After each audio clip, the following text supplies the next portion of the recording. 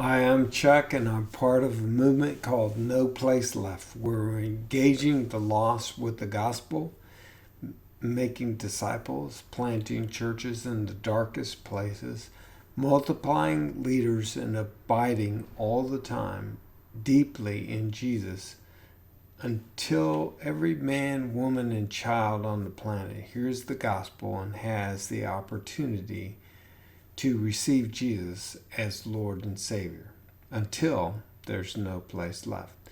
We've been talking about 411, and I thought I would give some pointers or tips for training existing believers in the 411. The first one is that you want to stick to the main points and be very brief. Every story that you add, every little bit that you add to the training makes it more complicated and harder to reproduce. Have them practice every piece several times. Practice breeds confidence, competence, and commitment. So practice, practice, practice. Don't get into the theological weeds with existing believers. They have all the what-if questions and all the theological tangents that you could go off on.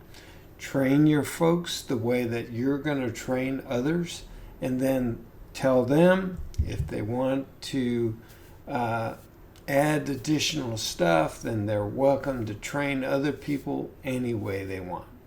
But you try to stay out of those theological weeds and try to stay as brief as possible.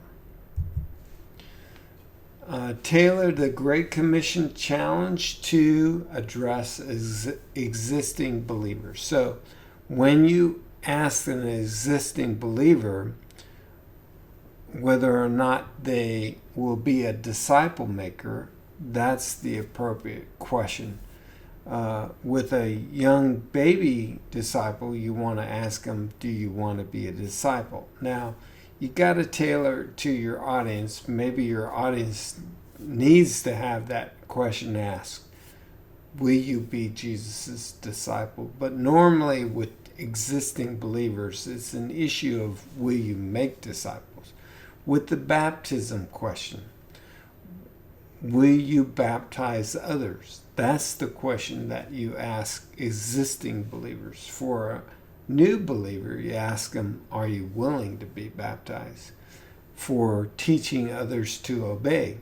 For the existing believer, are you willing to teach others to obey? For the brand new baby believer, it's, are you willing to learn how to obey Christ? This is for existing believers, so tailor your questions appropriately.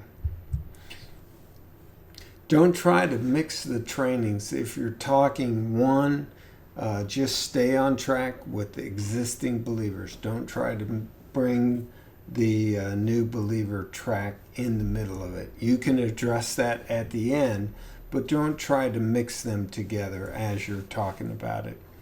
If you can, it's best to send people into the harvest immediately. In fact, I do no trainings unless people agree to go into the harvest with me immediately after an event training. So send them into the harvest. This is not just about head knowledge. It's really about doing it. Relational network has the priority over cold calls. So we want them to engage their relational network. Here's some ideas.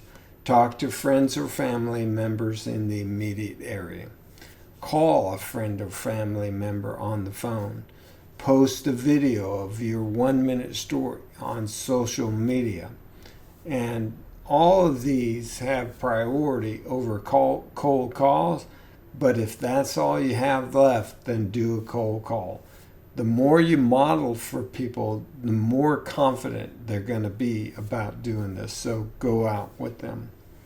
So those are some tips for existing believers. Hope that's helpful for you. The next video will be tips for those that are new believers. All right, until then, keep making disciples until there's no place left.